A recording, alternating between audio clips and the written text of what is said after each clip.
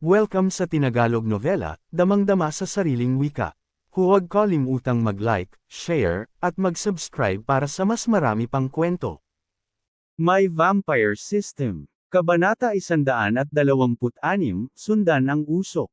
Nagsimula ng maglakad sina Vorden at ang iba pa sa tuyot at mabagsik na disyerto. Hindi sila gaanong nakatagpo ng mga halimaw sa kanilang pagbabalik. Mukhang mas teritoryal ang mga halimaw sa disyerto. Medyo tama rin ang mapa sa pagpapakita kung saan may halimaw at kung saan wala. Hanggat hindi sila pumapasok sa mga kulay na zone, hindi sila makakasalubong ng halimaw. Sa wakas, matapos ang paglalakad sa disyerto, nakita na nila ang maliit na balon sa malayo. Iyan ba ang lugar na sinabi ni Queen na tagpuan natin sila? Tanong ni Layla. Oo, sinabi nilang nandito sila. Ngunit biglang tumigil si Vorden at tumingin sa lupa. Nakakalat ang mga guho mula sa mga gusali, ngunit ang higit na ikinagulat niya ay si Peter. Gumagapang ito sa sahig patungo sa kanila.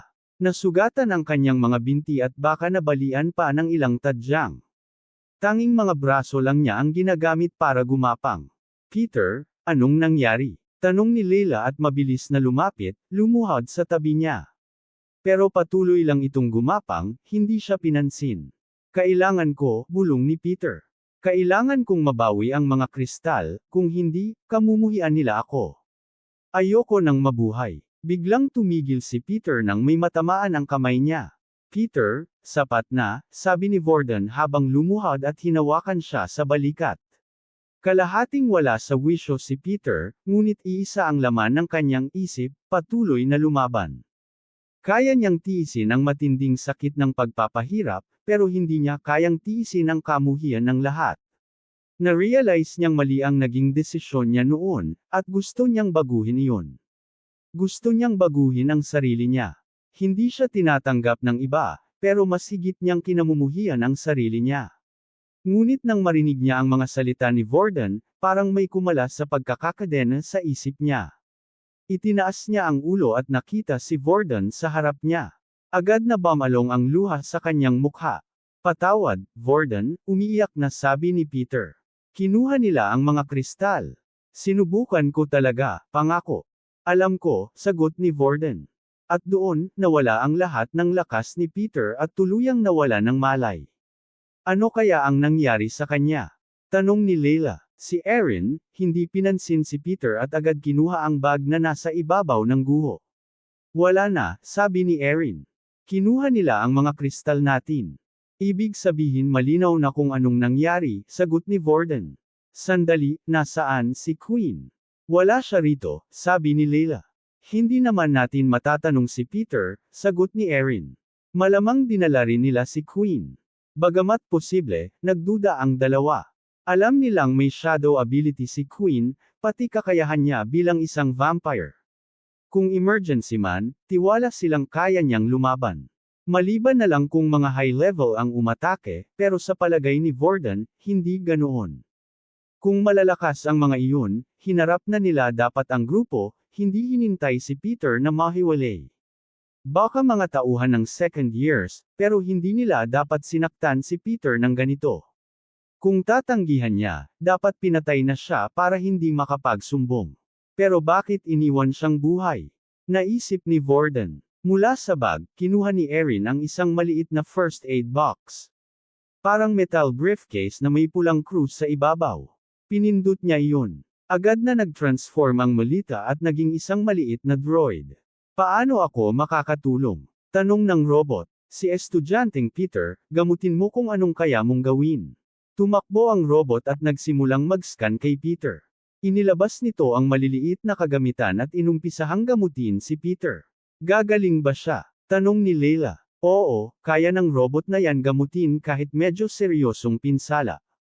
Parang personal na doktor. Basta hindi siya malapit sa kamatayan, ligtas na. Siya, sagot ni Erin. Pero isa lang ang meron tayo. Kapag naubos ang mga gamot nito, wala nang gamit. Nagulat ako na pinagamit mo kay Peter, sabi ni Layla. Ayaw sana ni Erin na sayangin ang bagay na iyon kay Peter. Maghihilom din naman siya, pero nakita niya ang paakit at naisip na baka totoo nga ang sinasabi ng iba tungkol sa pagtrato sa kanya. Biglang nakakita si Vorden ng usok na umaakyat sa malayo. Sa tingin niyo sila iyon? Baka isa sa kanila gumagamit ng kakayahan. Hindi mukhang malayo, baka mabawi pa natin ang mga kristal. Pero paano si Queen? Sagot ni Layla. Hatiin tayo, mungkahi ni Vorden. Hindi natin pwedeng iwan si Peter dito. Ako na ang magbabantay sa kanya. Kapag gumaling siya, saka kami hahanap kay Queen. Kayo namang dalawa, puntahan niyo ang usok at bawiin ang kristal. Pero kung delikado, bumalik kayo agad dito sa balon. Ayaw ni Layla na si Vorden ang magligtas kay Queen, pero wala silang ibang opsyon. Kung siya ang pupunta mag-isa at may halimaw, delikado siya. Si Erin naman, hindi alam ang sekreto ni Queen kaya hindi rin pwede. Kaya pumayag sila. Nanatili si Vorden kay Peter, habang ang dalawang babae ay nagtungo sa direksyon ng usok. Kabanata 127, ang mga Dolki. Sa lupa, sa isa sa kakaunting natitirang piraso ng lupain, ay may itinayong isang napakalaking tore. Nasa isang maliit na isla ito at ang tanging nakatayo roon ay ang tore mismo. Napakalaki at napakagarbo ng tore na kung ang isang tao ay tatayo sa tuktok nito, maaabot na niya ang mga ulap. Ngunit hindi ito itinayo para sa turismo. Hindi kailanman kayang maitayo ng tao ang ganitong istruktura noon. Ngunit dahil kay Richard Ino at ng kanyang koponan, natapos nila ito matapos ang digmaan. Ang tanging layunin ng tore ay bantayan ang mga aktibidad sa bawat planeta sa kabila ng mga portal. Kailangan ito ng kakaibang pinagmumula ng enerhiya na tanging si Ino lang ang nakakaalam. Ito rin ang parehong enerhiya na nagpapagana sa mga portal. Dahil dito, nagkaroon sila ng malinaw na pananaw kung ano ang itsura ng mga lugar. Namapa na nila ang bawat planeta na konektado sa solar system. Marami pa ang hindi napupuntahan, ngunit mahigpit nilang binabantayan ang mga planetang may mga kanlungan. Ngunit ngayong araw, hindi gaya ng dati, tumutunog ang pulang alarma sa loob ng tore. Nagkakagulo ang mga tao. Sa isang silid, may humigit kumulang 200 empleyado na nakatutok sa kani-kanilang mga screen. At sa gitna, naroon ang napakalaking monitor na parang isang sinehan. Sir, mukhang may naganap na paglabag sa isa sa mga planetang konektado sa berdeng portal. Sigaw ng isang kawani. Sa likod ng silid, nakatayo ang isang lalaking nasa 50 na, kalbo sa gitna ngunit may buhok sa gilid, at may maliit na bilog na salamin. Hindi siya mukhang nakakatakot tingnan, ngunit kapag nagsalita siya, nagbibigay ito ng tiwala. Siya lamang sa silid ang nakalab gown imbes na unipormeng militar. Ipakita sa malaking screen, utos niya. At lumabas nga ang video ng isang itim na lumilipad na bagay na pumasok sa atmosfera ng planeta. Mukhang sugatan na ito bago pa man makalapag. Hindi dapat may Dolki sa bahaging ito. Malapit ito sa unahan ng solar. Karamihan ng mga planeta ng Dolki ay nasa hulihan. Sa solar system na ito, hati ang mga planeta sa tao at Dolki. Nang dumating ang mga tao, kalahati ng mga planeta ay nasakop na ng Dolki habang ang kalahati ay walang laman. Bagamat hindi sila naglalaban ngayon, nasa karera ang dalawa kung sino ang makakasakop ng mas maraming planeta. Bawat planeta ay may iba't ibang yaman, kasama na ang mga halimaw na nakatira doon. Paminsan-minsan, nagkakaroon pa rin ng alitan, kaya itinayo ang tore para masubaybayan kung may Dolki na lalabag sa utos at umatake. Magpadala ng mensahe sa istasyon ng Dolki. Tanungin kung kilala nila ang batalyon na ito at ipaalam sa kanila na handa tayong paksain ito. Masusunod, sir. Ipaalam din sa base militar na inaatasan sa planetang iyon. Papuntahin sila kaagad. Gagawin ko po. Gitling-gitling-gitling. Sa disyerto, umaakyat na ang makapal na usok sa kalangitan na makikita na mula sa malayo. Kahit sinabi ni Ben sa kaibigan niya na tumakbo, pareho silang nanatili. Nang bumaba ang Dolki mula sa barko, para bang hindi na nila kayang ipaling ang kanilang mga mata sa ganoong makapangyarihang nilalang. Mas matangkad sila kaysa karaniwang tao, ngunit hindi kasing laki ng higanti. Ang dolki na ito ay mga 7 talampakan ang taas. Kahit 2 paa at 2 kamay lang tulad ng tao, kitang-kita ang perpektong anyo ng kanyang mga muscle. Tulad ng tao, gumagamit din sila ng gamit mula sa halimaw. Sa oras na ito, pantalon at boto lamang ang suot ng dolki, nakalantad ang pangitaas nitong katawan. Kawangis sila ng mga dragon mula sa alamat ng tao, ngunit mas kahawig pa rin ng tao. Mayroon silang kaliskis sa gilid ng katawan hanggang leeg, mas matulis ang hugis ng mata, may mga kuko ang kamay, at may buntot sa likod. Napansin ni Ben na may isang tinak lamang sa gulugod ng dolki. Mabuting balita ito, dahil natutunan nilang mas kaunti ang tinak, mas mahina ito.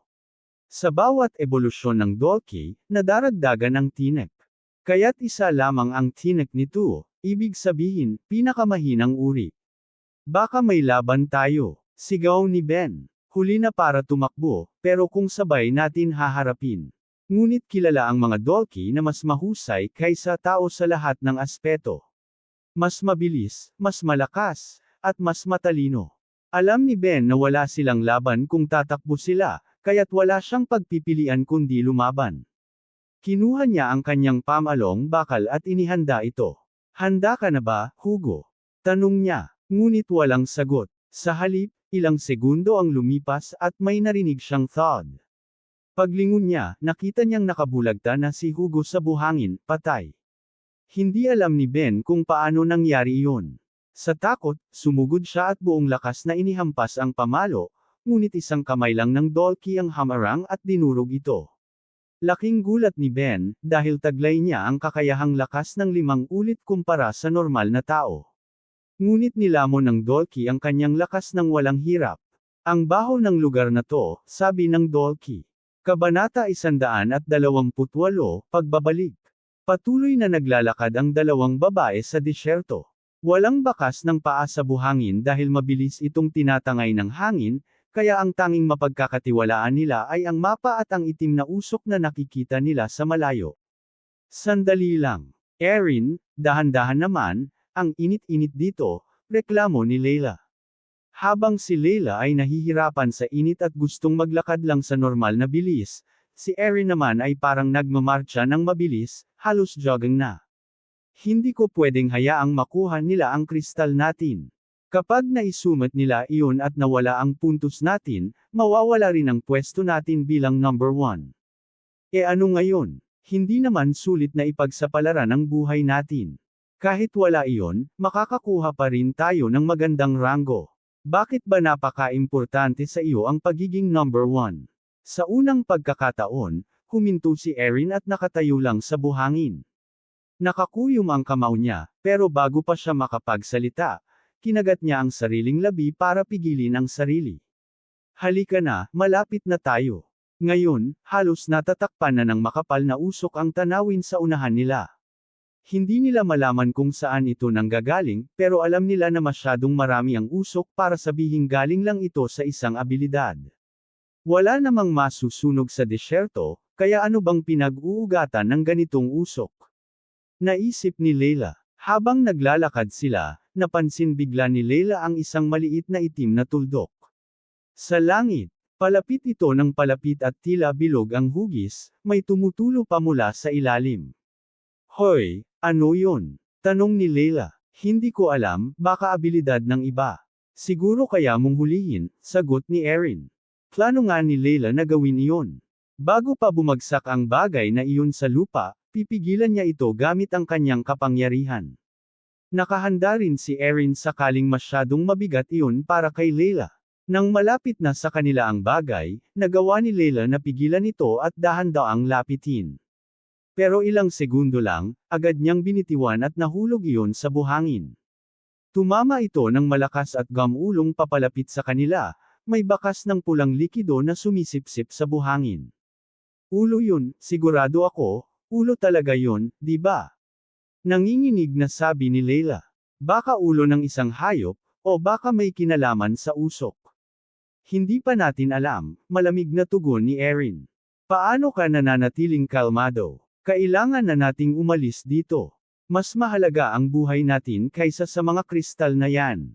Sigaw ni Layla. Bumalik tayo sa balon at sabihan ng iba. Ngunit nakatulala lang si Erin, nag-iisip. Kung intermediate beast lang ito, kaya ko siguro kung gagamitin ko ang buong lakas ko. Isip niya. Ngayon hindi ito oras ng laro, Erin. Gusto kita, pero kung ganyan ka kabaliw, iiwan na kita. Kailangan na nating umalis. Pagpupumilit ni Layla. Bigla nilang nakita mula sa malayo ang isang matangkad na nilalang na papalapit, dahan-daang gumagalaw ang buntot nito pakaliwat pakanan. Ano yun? Tanong ni Layla. Sa unang pagkakataon, nakita niyang natakot si Erin. Hindi niya ito nakitang umatras kahit laban pa kay Vorden noon, pero ngayon, niyayakap nito ang sarili at nanginginig kahit sa matinding init ng disyerto. Mommy, tulungan mo ako, mahina niyang bulong, halos si Layla lang ang nakarinig. Nang mas lumapit ang nilalang, nakilala na nila ito. Isa itong Dolki, isang halimaw na madalas ipakita sa kanilang mga libro at video sa eskwela. At hindi ito nag-iisa. May hinihila itong katawan, bangkay ni Ben, wala ng ulo. Oh, dalawa pa pala kayo, sabi ng Dolki. Inapakan nito ang katawan ni Ben at hinayla ang braso hanggang mapilas. Itinaas ang braso na parang sibat at inihagis iyon papunta sa dalawa. Mabilis at malakas ang atake, halos hindi ito naaapektuhan ng hangin. Alam ni Layla na hindi niya iyon mapapabagal gamit ang kapangyarihan niya, kaya hinayla niya si Erin para makaiwas sila. Erin, aalis na tayo. Sigaw ni Layla, kasabay ng malakas na sampal sa mukha ni Erin. Nabagyan ng pulang marka ang pisngi nito, pero nagising siya sa realidad. Alam na niya ang panganib. Ice Path. Sigaw ni Erin. Lumikha siya ng daan ng yelo at mga talam sa ilalim ng kanyang mga paa. Marunong ka bang mag-ice skate? Tanong ni Erin. Hindi. E di kumapit ka. Binuhat ni Erin si Layla at nagsimulang mag-skate sa yelo ng napakabilis. Kada malapit sila sa dulo ng daan, pinalalawak pa ni Erin ang daan. Mas mabilis pa ito kaysa sa pagtakbo, kaya nakalayo sila. Ang pinakamagandang gawin ay pumunta sa shelter at kumuha ng isa pang barko, isip ng Dolki.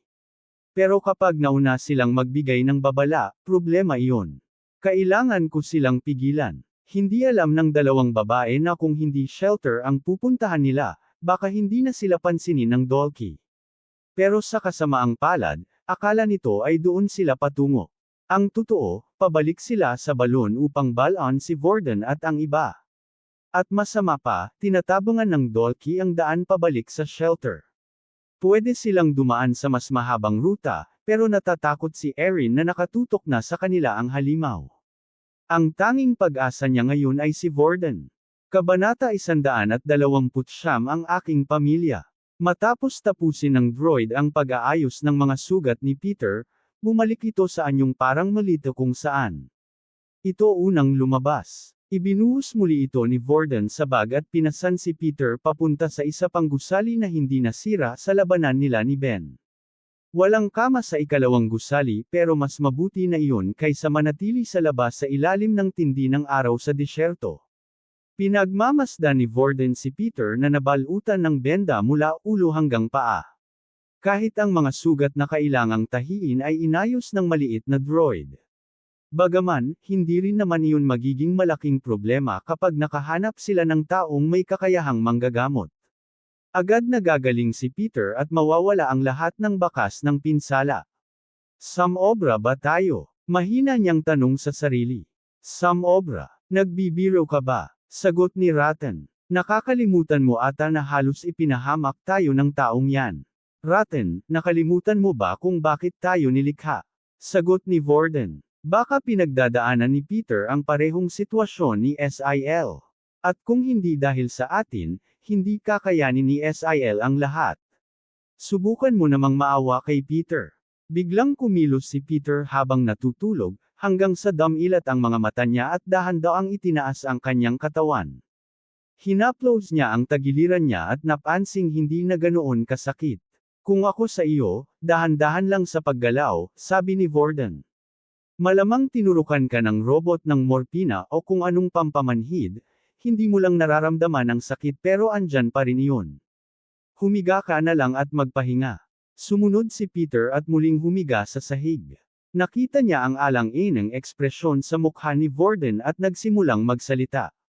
Alam kong galit ka sa akin, at may karapatan ka naman, pero kailangan kong mailabas ito, sabi ni Peter.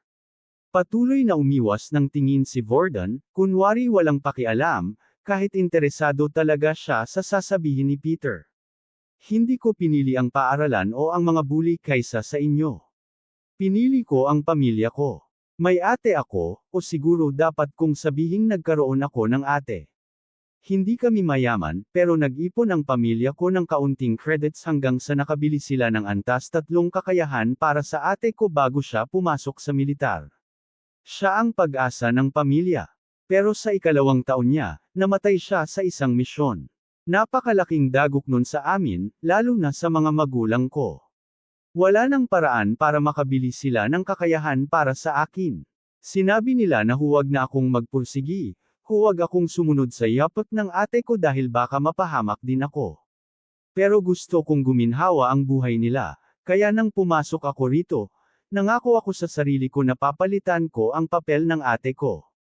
Ang tanging opsyon ko ay kunin ang Earth ability mula sa militar at subukang umangat sa pamamagitan ng katapatan sa kanila. Hindi ko lang alam ang mga kabal-iwang ipapagawa nila sa akin. Matapos sabihin iyon, napabuntong hininga siya na parang nabunutan ng tinik. Maganda ang pamilya mo, sabi ni Worden. Dapat nakinig ka sa kanila. Ano sa tingin mo ang mararamdaman nila kung mamatay ka rin? Mas masaya silang buhay ka, kahit anong hirap ng kalagayan, kaysa wala ka na. Umupo muli si Peter at tumingin kay Worden. Alam ko yan, at kaya ko nasabi na pinili ko ang pamilya ko kaysa sa inyo. Ayos lang sana sa akin maging ordinaryong manggagawa basta matulungan ko ang pamilya ko. Pero nang simulan nila akong gipitin at takutin sa ekspedisyon na ito, naalala ko ang nangyari sa ate ko. Akala ko ako na ang susunod. Si Earl at mga alila niya ba? Tanong ni Worden. Paano mo siya nakilala? Gulat na sagot ni Peter. Alam ko ang ginawa nila sa iyo. At huwag kang mag-alala, naka-arma na sila. Hindi lang daliri ang nabali ko sa kanila. Hindi ka na nila guguluhin ulit, sagot ni Worden habang nakangiti ng kakaiba. Nang marinig iyon, kinilabutan si Peter. Ang kakaibang ningning sa mga mata ni Worden at ang nakakatakot niyang ngiti ay nagpadala ng lamig sa kanyang katawan. Naaalala ko pa ang mga sigaw nila, napakasarap pakinggan, sabi ni Ratten kay Worden. Hindi, bahagi lang sila, pero may mas mataas pa. Isa sa mga nasa tuktok, sagot ni Peter. Hinawakan siya bigla sa balikat ni Worden. Sino? Peter, sabihin mo. Isa ba sa mga guro? O isa sa mga sergeant? Nakita kong pumapasok sila sa gusali ng mga 2nd year kaya sigurado akong galing doon. Gustong maghayganti ni Worden sa kung sino mang may pukana. Hindi lang siya ang nadamay kundi pati iba. May kakaiba talaga sa paaralang ito kumpara sa inilarawan ng kanyang kapatid. Nag-alinlangan si Peter kung sasabihin niya o hindi. Natatakot siyang kapag sinabi niya, madadami si Worden. Pero mahirap din ang pinagdadaanan niya mag-isa, at nakakatakot din si Worden kaya napilitan siyang magsalita. Ito ay, hindi pa man niya natatapos ay may narinig silang sigaw mula sa labas. Vorden. Peter. Queen. Sigaw ni Leila ng buong lakas. Agad silang lumabas at nakita si Leila na buhat-buhat ni Erin habang nag-ice skate sa ibabaw ng disyerto. Pagdating nila, bumagsak si Erin sa buhangin at nahulog si Leila mula sa likod niya. Ayos ka lang ba? Tanong ni Leila. Naubos ko na lahat ng lakas ko, hindi na ako makakatulong sa laban, hingal ni Erin. Ginamit niya ang lahat ng kapangyarihan para makatakas silang dalawa mula sa Dolki.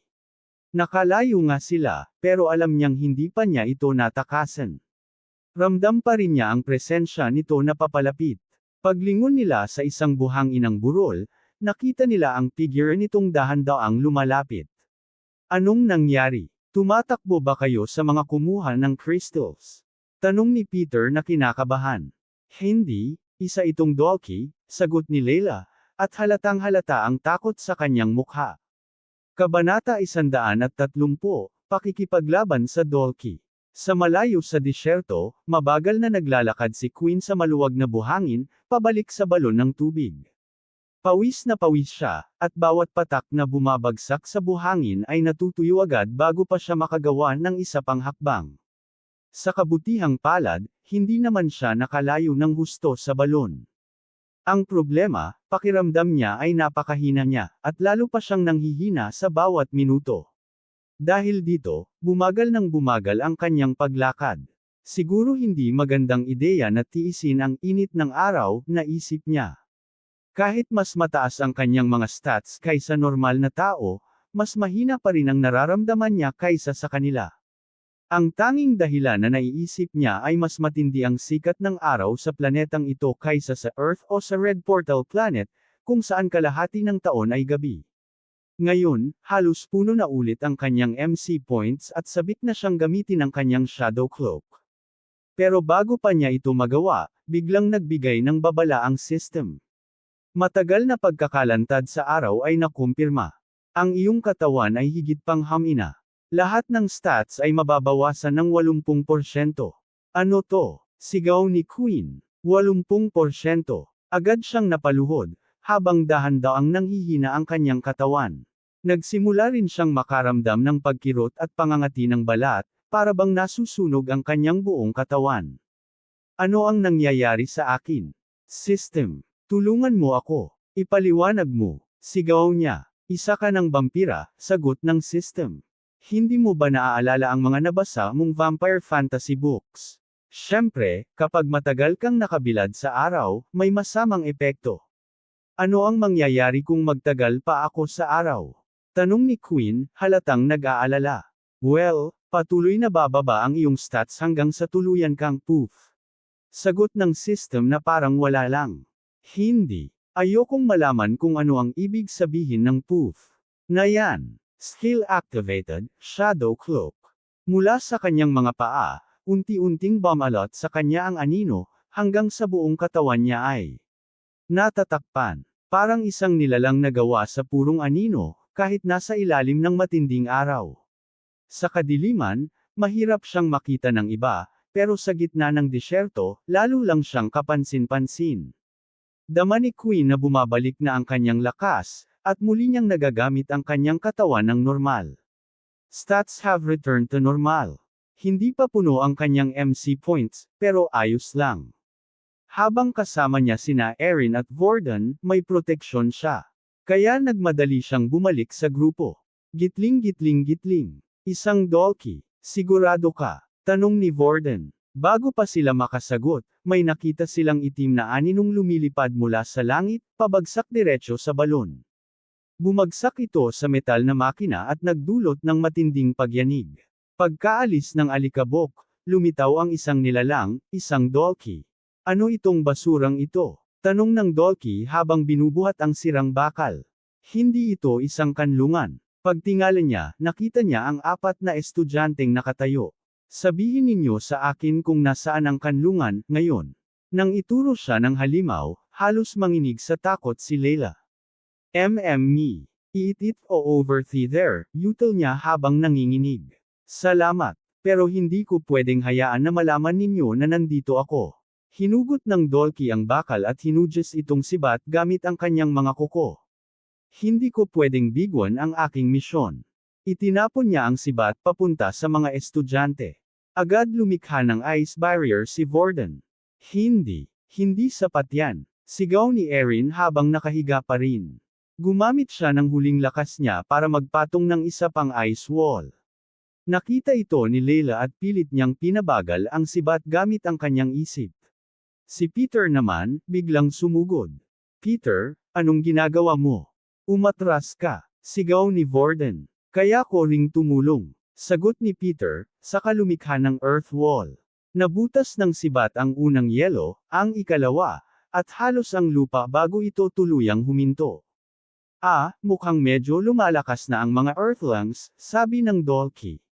Kailangan na siguro naming ipagpatuloy ang digmaan bago pa kayo maging mas malakas. SIL. Kailangan ka namin ngayon. Sigaw ni Vorden. Hindi. Sagot ni SIL. Kung hindi ka tutulong, mamamatay tayong lahat. Pinangako mo na dadalhin mo ako kay Queen. Nasaan siya? Niloloko mo rin ba ako gaya ng lahat? Wala ng oras. Singit ni Ratten. Ako na ang bahala. Pagkuha ni Ratten ng kontrol, agad siyang lumikha ng landas ng yelo papunta sa paa ng Dolki.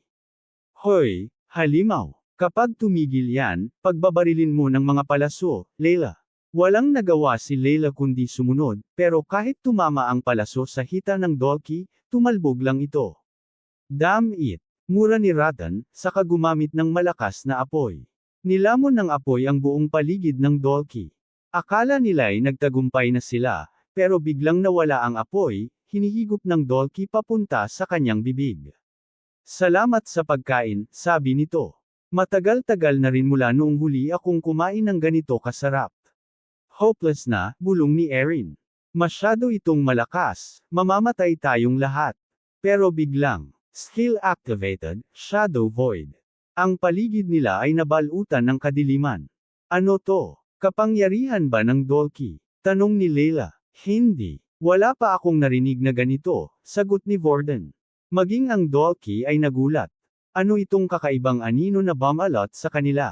Kabanata 131, ang perpektong panangga. Nagsimulang bumalot ang itim na anino sa kanilang lahat.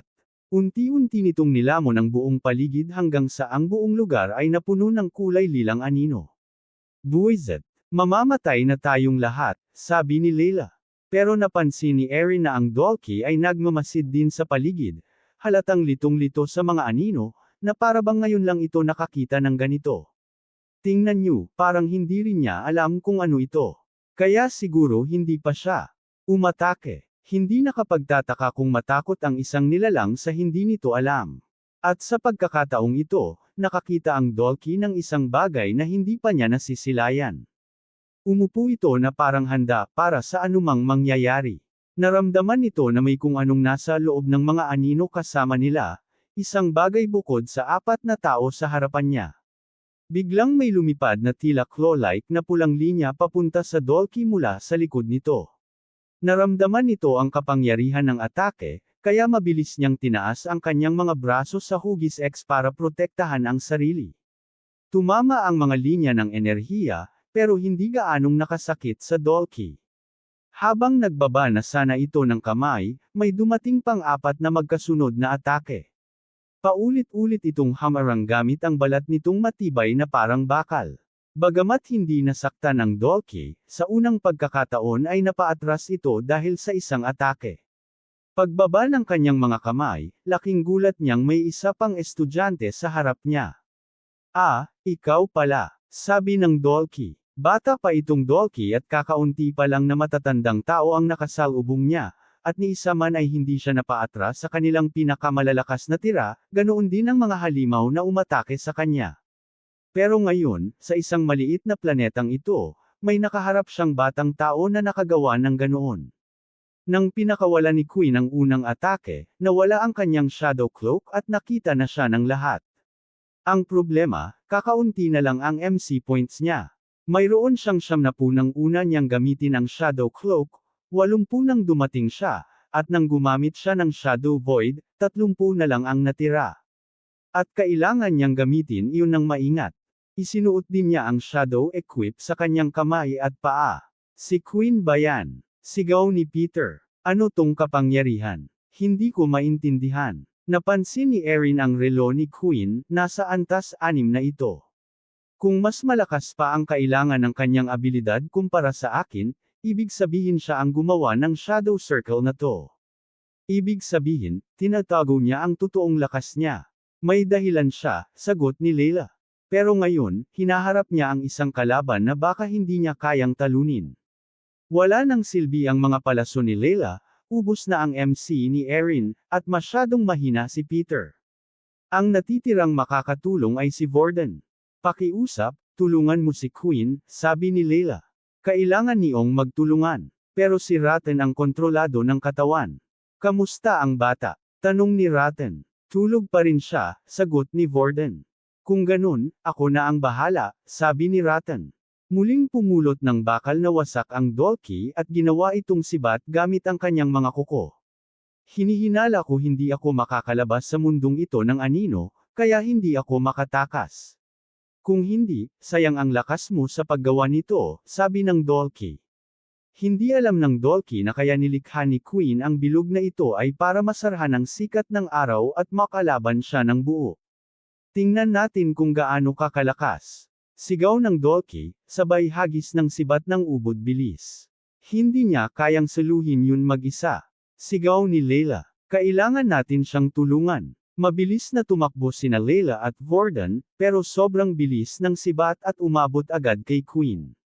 Shadow Control. Gumawa si Queen ng bilog na itim na kalasag.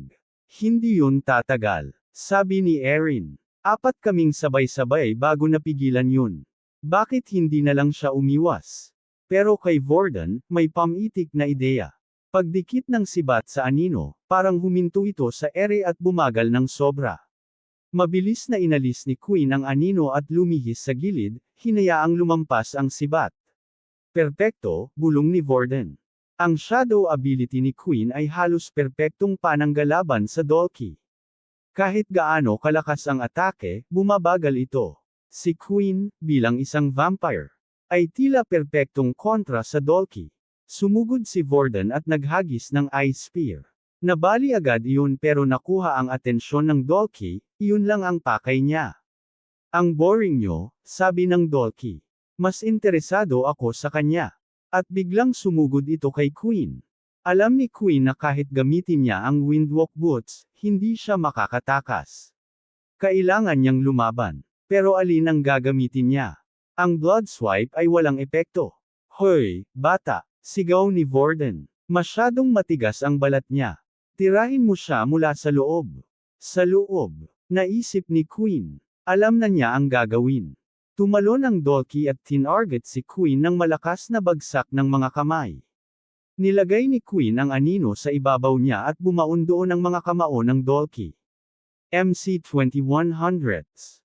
Naramdaman ng Dolki ang paghina ng galaw ng kanyang suntok, pero nagawa pa rin niyang bunutin ang kanyang kamay gamit ang matinding lakas. Muli siyang sumipa, at ginamit ni Queen ang Shadow Shield. MC-10100s. Isa na lang ang kaya ko, bulong ni Queen. Nagdesisyon siya ng mapanganib na galaw.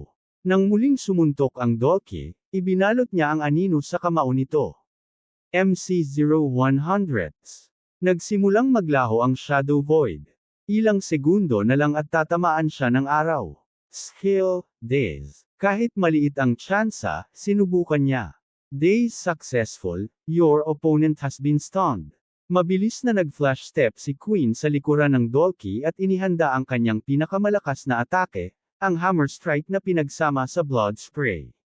Blood Hammer. Tumama ang kamao ni Queen sa likod ng Dolki at nagpadala ng alon ng hangin sa paligid. Hindi agad gumalaw ang Dolki, pero ilang segundo matapos iyon ay lumuhad ito. Ito ang sagot, isang internal attack. You are being hit by sunlight. All stats have been reduced by 70%. Biglang dumating ang suntok ng Dolki mula sa gilid, at tumama kay Queen sa tadyang. Critical hit. Your ribs have been broken. 12/65 HP remaining. Tumayo muli ang Dolki, may ngiting mapanganib at pinunasan ang berdeng dugo sa bibig nito. Hindi pa tapos to, bata, sabi nito. Kabanata 132, Mangkok ng Dugo. Sa isang saglit, tumaas ang morale ng lahat. Sa unang pagkakataon muli silang nakaramdam ng pag-asa nang makita nilang bumagsak sa lupa ang makapangyarihang Dolki. Hindi nila alam kung bakit napakalakas ni Queen, o bakit niya ito itinago noon, at sa totoo lang, wala na silang pakialam. Iisa lamang ang nasa isip ng bawat isa sa kanila. Gusto kong mabuhay. Matapos makita ang makapangyarihang atake ni Queen, inisip nila na baka makaligtas pa sila. Ngunit hindi nagtagal ang kanilang kasiyahan. Ilang segundo lamang matapos bumagsak ang Dolki, pinalipad nito si Queen gamit ang isang hampas ng kamao. Tumilapon siya papunta sa isang gusaling hindi pa lubusang nawasak. Pagbangga ni Queen, bumaon ang katawan niya sa dingding at bumagsak siya sa sahig. Okay lang ba siya? Sigaw ni Peter. Kayang-kaya ng taong yun ang mas malala pa dyan, sagot ni Vorden. Maniwala ka, alam ko yan mula sa karanasan. Hindi sapat ang ganoon para patayin siya. Tumangala si Layla sa langit at napagtanto ang isa pang bagay na dapat nilang ikabahala. Hanggat may sapat na supply ng dugo si Queen, magiging ayos siya, pero may pumipigil pa rin sa kanya na mailabas ang buong lakas, ang araw. Kaya niya pala nilikha ang ani nung bumabalot sa kanila kanina, at kung bakit siya nakipaglaban ng mahusay kahit tirek pa ang araw. Napansin niyang nagsisimula ng lumubog ang araw, mula sa maliwanag na dilaw, naging kulay kahel ang kalangitan. Hindi magtatagal at magiging gabi na sa planetang iyon. Kailangan nating puntahan si Queen. Sigaw ni Layla. Ngunit walang gumalaw, pati siya mismo. Gusto niyang tumulong pero ang sumugod laban sa ganoong kalakas na nilalang ay tila pagsusuicide. Impresibo iyon, sabi ng Dolki habang nakangisi, ipinapakita ang malabuwayang matatalim nitong ngipin. Narinig ko na may tinatawag kayong martial arts, dito sa Earth. Hindi ko inakalang may silbi ito, hanggang ngayon. Nagawa mong lampasan ang aking matibay na balat at saktan ako sa loob. Habang papalapit ito kay Queen, may kakaibang nangyayari sa likod nito. Ang spike sa likod ay nagningning ng bughaw at kumikislap. Alam mo ba, habang mas nasasaktan ang isang Dolki, mas lalo itong lumalakas.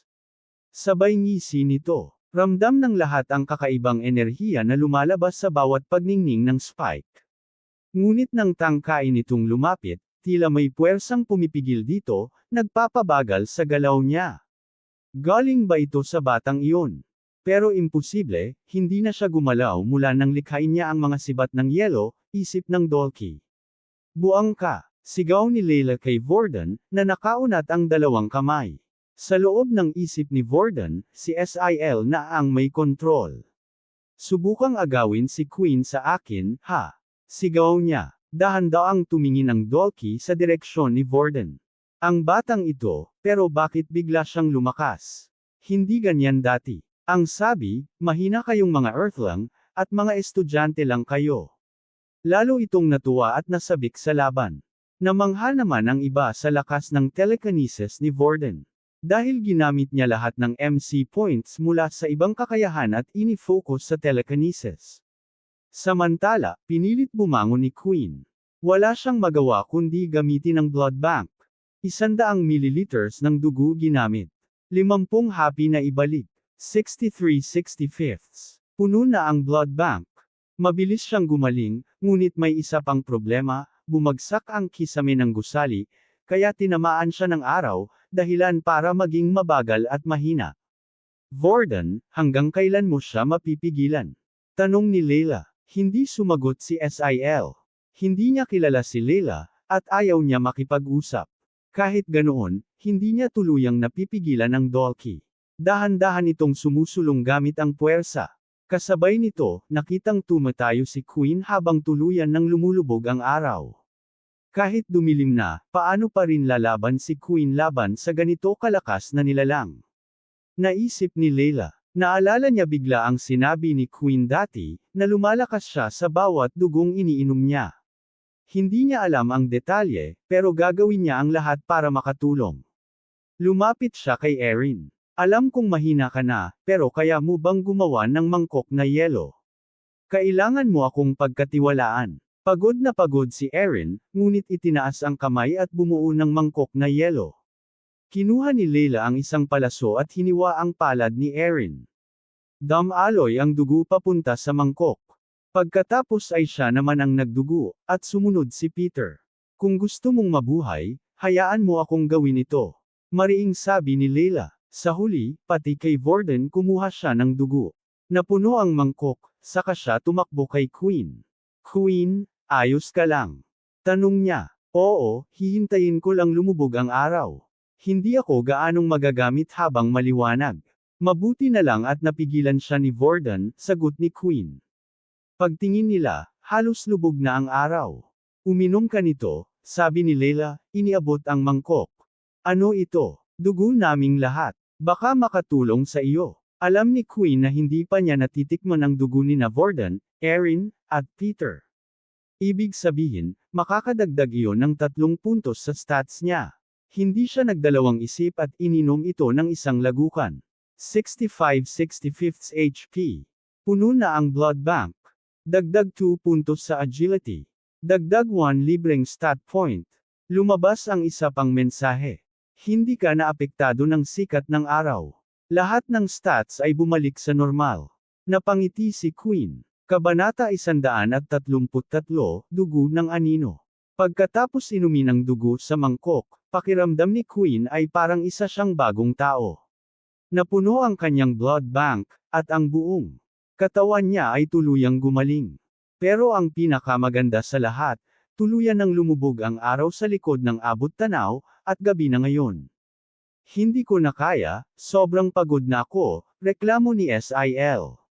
Ang pakikipaglaban-laban sa Dolki ay masyadong mabigat para sa kanya. Hindi siya nakikipaglaban na parang si Ratten na obsessed, kaya't binitiwan niya ang kontrol at ibinalik ito kay Vorden. Si Vorden ang pinakamahina sa kanilang tatlo at marunong lamang gumamit ng isang isip at isang kakayahan sa bawat pagkakataon. Nang sila ni SIL ay nagpalitan, biglang hamina ng malaki ang presyon na nararamdaman ng Dolki. Muli itong nakagalaw, at ang bigat ng puwersang pumipigil sa kanya kanina ay halos nawala na. Ikala ko espesyal ito, pero mukha yatang panandalian lang ang kaya niyang gawin. Isip ng Dolki. Nakita ito ni Queen at alam niyang delikado na sila. Nadagdagan siya ng 2 puntos sa agility na umabot na sa 18, at sa tulong ng boots, naging 22. Nang makita niyang papalapit ang Dolki kay Vorden, kinailangan niyang magdesisyon kung saan ilalagay ang libreng stat point. Walang pag-aalinlangan, inilagay niya ito sa agility, na umabot na ngayon sa 23. Ginamit niya ang lahat ng bilis at inactivate ang windwalk ng boots, saka mabilis na tumakbo papunta sa Dolki. Alam niyang kahit hindi nasa panganib si Vorden, doon pa rin niya ilalagay ang puntos. Sobrang lakas ng Dolki, hindi niya ito matutumbasan sa brute strength. Pero mas mabilis siya, at kaya niyang sundan ang galaw nito. Sa sobrang bilis, narating agad ni Queen ang kinaroroonan ng mga kasama niya at agad siyang nagpalabas ng isang blood swipe. Bumaon ito sa buhangin at tumama sana sa target. Ngunit umatras ang ulo ng Dolki sa huling segundo at dumaan lamang ito sa ilong nito. Nilingan nito si Queen at nakita niyang nasa perpektong kondisyon pa ang binata. Pero paano ito posible? Sigurado akong dapat nasa bingit ka na ng kamatayan, sabi ng Dolki. Samantala, bumagsak na si Vorden sa sahig, naubos ang lakas at MC points niya. Nasa iyo na ang laban, Queen, wika niya. Good luck. Mabilis na sumugod ang Dolki. Ramdam ni Queen ang pagdaloy ng dugo at adrenaline sa katawan niya. Lubos ang konsentrasyon habang hinihintay ang atake. Umatake ito ng isang swing papunta sa ulo niya, yumuko siya at naglabas ng suntok kasabay ng blood spray. Tinamaan ang Dolki at napaatras ito ng ilang hakbang. 60-65 HP. Nagpatuloy ang laban. Paulit-ulit na iniiwasan ni Queen ang mga atake at kapag masyadong malapit, ginagamit niya ang blood skills para itulak palayo ang Dolki. Unti-unti ring bumababa ang kanyang HP. 48-65 HP. Anong ginagawa niya? Tanong ni Erin. Napakahina ng mga atake niya, bakit hindi niya gamitin ang malakas na atake kanina? Sa tingin ko, naghihintay siya ng tamang pagkakataon, sagot ni Vorden na nakaupo na sa tabi ng iba. Pero para saan, wala akong ideya. Kailangan ni Queen na siguraduhin hindi siya tatamaan. Sobra ang lakas ng kalaban, at kahit maliit na gasgas lang ay mawawala ang bisa ng boots, babagal siya ng malaki. Pero matapos ang ilang iwas, nag-expire na rin ang skill ng boots. Papalapit ang isang claw, wala siyang nagawa kundi gamitin ang flash step at lumitaw sa likod ng Dolki. Buisit, isa na lang ang kaya kong flash step, kapag lumabis ako, manghihina ako, isip niya. Naiinis na rin ang Dolki. Ikaw na maliit na kinan, dudurugin kita. Ibinagsak nito ang 2 kamao sa lupa, bumuo ng malaking crater at nagpalipad ng mga bato. Hindi ito direktang atake, kundi pagpapakita lang ng kapangyarihan. Mabilis na umatras si Queen at binuksan ang kanyang status screen. MC points 4100s. Ito ang hinihintay niya. Kaya pala kanina pa naiiwas siya, para bumalik ang MC points at muli niyang magamit ang Shadow ability. Ngayon, hindi na niya kailangan ang Shadow Void dahil gabi na. Gusto pa sanang maghintay ni Queen para mas madagdagan pa ang MC points, pero masyado nang delikado kung tatagal pa siya. Nang tingnan ng Dolki, laking gulat nito na si Queen ang sumusugod. Abat handa ka na palang umatake. Sigaw nito. Inunat ni Queen ang kamay at nagpalabas ng red line ng blood aura. At bago pa makagalaw ang Dolki, kumilos ang anino sa ilalim nito at hinablot ang blood aura, ikinabot sa kamay ni Queen. Sa paningin ng iba, hawak ni Queen ang isang malaking pulang itim na scythe. Ang anino ang hawakan, at ang dugo ang talim. Masyado pa silang magkalayo, pero iwinasiwas niya ang shadow scythe. Nagulat ang Dolki, hindi aabot ang sandata. Ngunit biglang humaba ang anyo ng scythe, at sa pag-ikot nito, tumama ang pulang talim sa tagiliran ng Dolki. Napaatras ito ng ilang hakbang at nakaramdam ng matinding sakit. Nang tingnan ang sarili, may malaking sugat sa tadyang at umaagos ang berdeng dugo.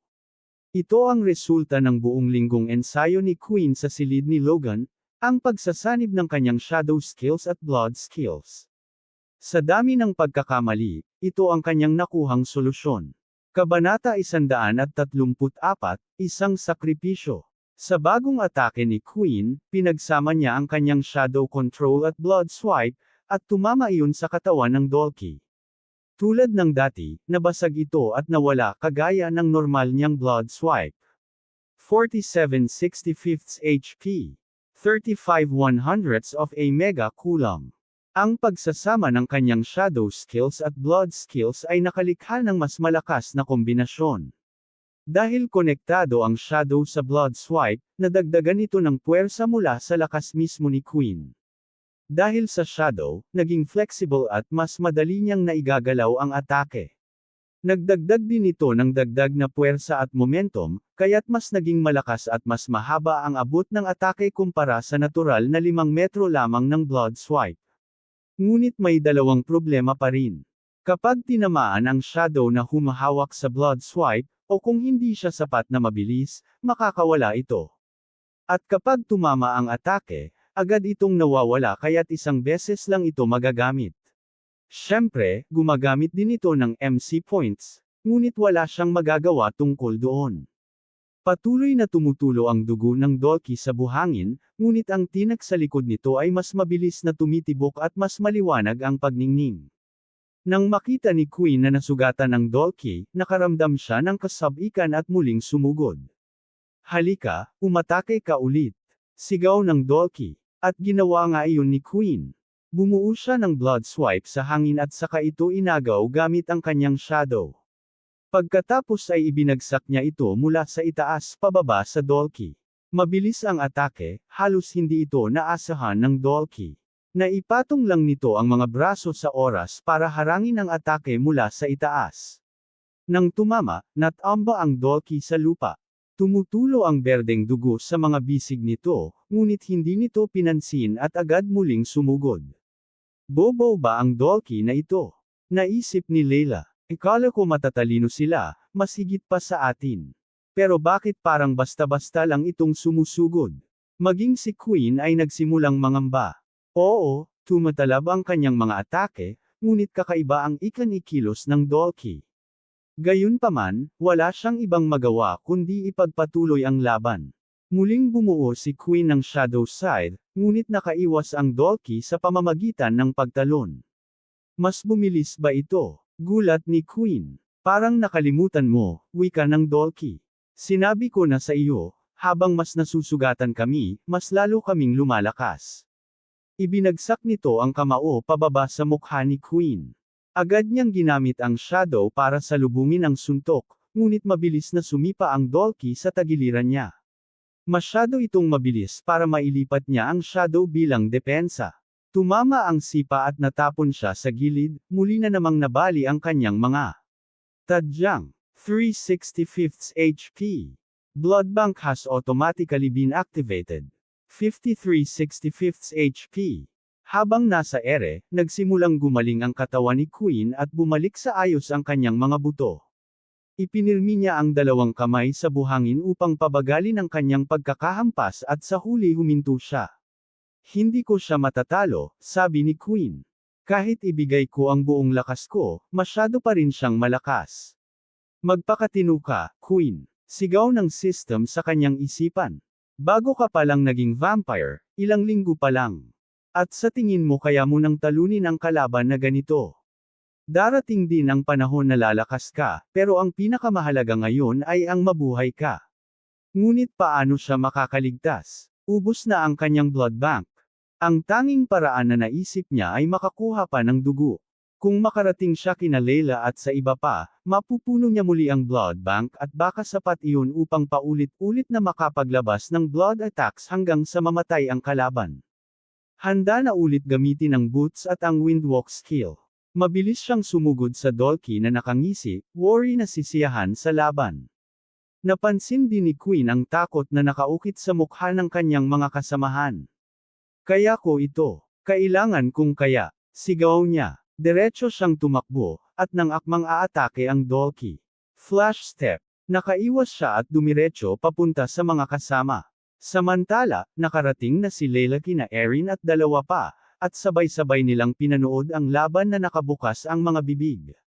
Ano ang ginagawa niya? Tumatakbo ba tayo kaya siya papunta rito? Isip ni Layla. Kailangan ko ng dugo. Sigaw ni Queen. Hindi ko kayang labanan ang Dolki ng ganito, kailangan ko ng dugo.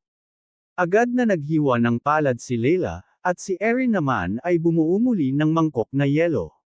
Hindi man nila maintindihan, alam nilang iyon ang nakatulong kay Queen kanina. Ngunit nang tumingin sila, bigla silang nanlamig. Nasa likod na ni Queen ang Dolki. Hindi lamang lakas kundi pati bilis nito ay mas lalo pang tumaas. Huli na para mapansin ni Queen. Ang kamao ng Dolki ay dumiretso, tumagos sa laman at buto, lumabas hanggang sa kabilang dulo ng katawan. Saka palang napansin ni Queen na nasa likod na niya ang Dolki. Sa sobrang pagkaabala niya sa dugo ni Layla, hindi niya namalayan ang panganib. Tumulo ang maliwanag na pulang dugo sa lupa, ngunit hindi katawan ni Queen ang tinamaan. Si Peter, Queen, mahina niyang sabi habang umuubo ng dugo. Patawarin mo ako. Bumagsak siya sa buhangin, patuloy na dumadanak ang dugo at pinapula ang paligid. Sa oras na pinakakinailangan ni Queen ng tulong, tanging si Peter lamang ang naglakas loob na sumaklolo. Ngunit kapalit nito ay ang kanyang buhay. Kabanata 135, Ritual ng Dugo. Nang bumagsak ang katawan ni Peter sa lupa, isang mapait na katotohanan ang tumama kay Queen. Nakakita na siya ng mga taong namatay noon. Sa katunayan, siya mismo ang dahilan ng marami. Pero ito ang unang pagkakataon na may isang taong personal niyang kilala ang namatay. Ngunit higit pa sa nangyari kay Peter, ang mas lalong ikinabagabag ni Queen ay isa pang naiisip niya. Ang iniisip niya ay, sayang ang lahat ng dugong iyon. Buti na lang at agad na nagbago ang isip niya nang marealize niya ang tunay na nangyari.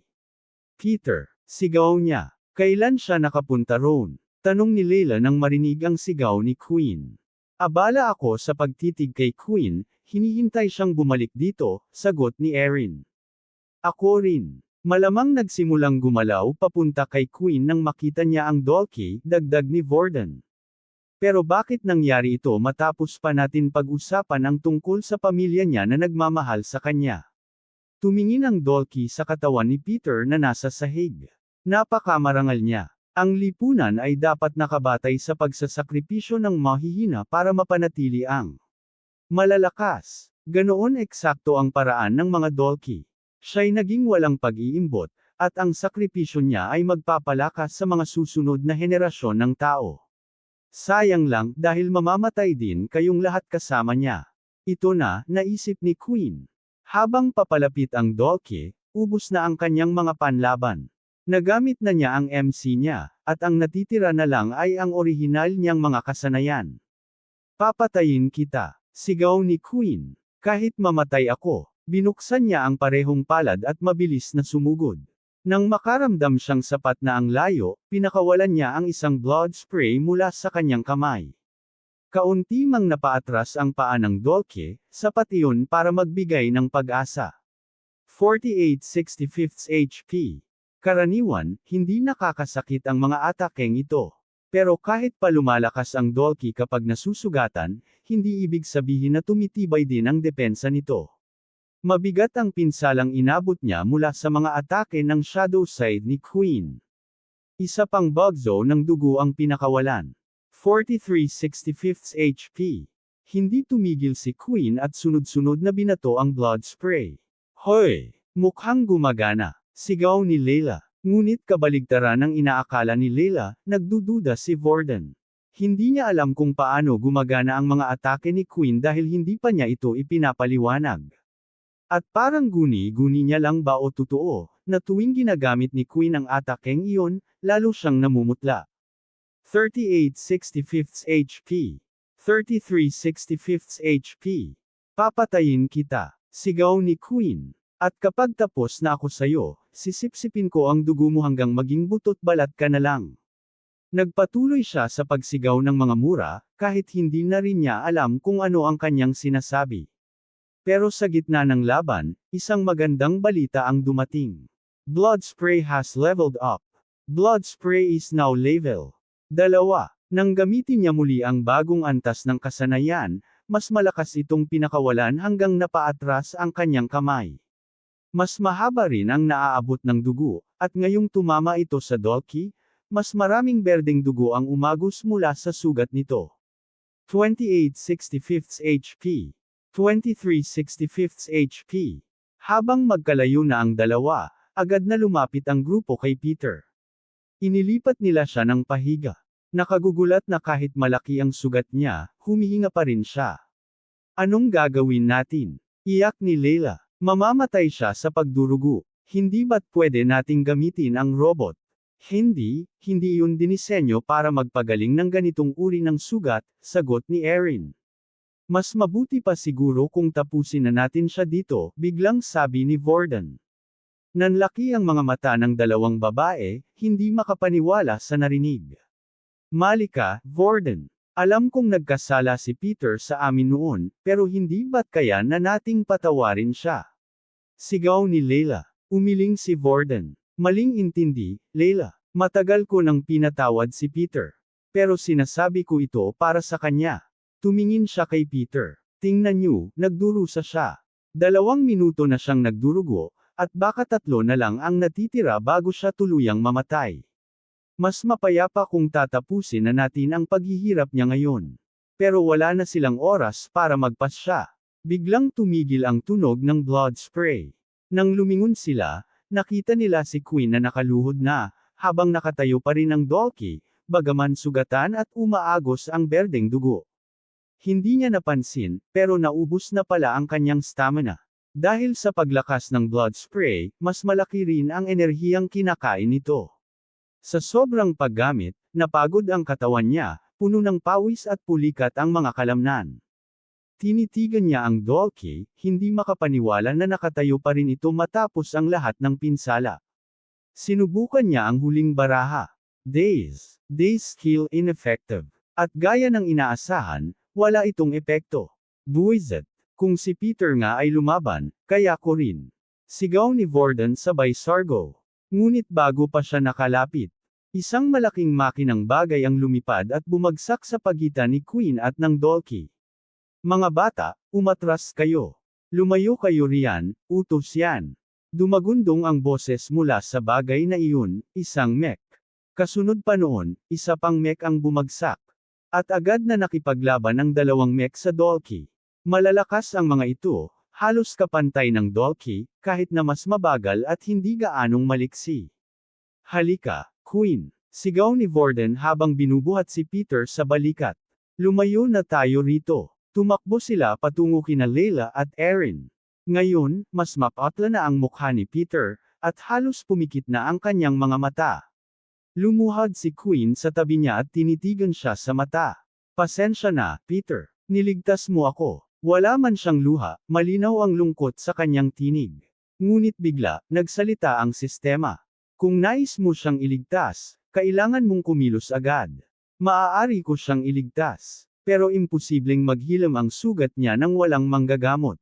Tama ka. Ngunit kung hindi na siya tao, at bibigyan siya ng dugo ng bawat isa sa inyo, kaya niyang malampasan ang sugat na ito.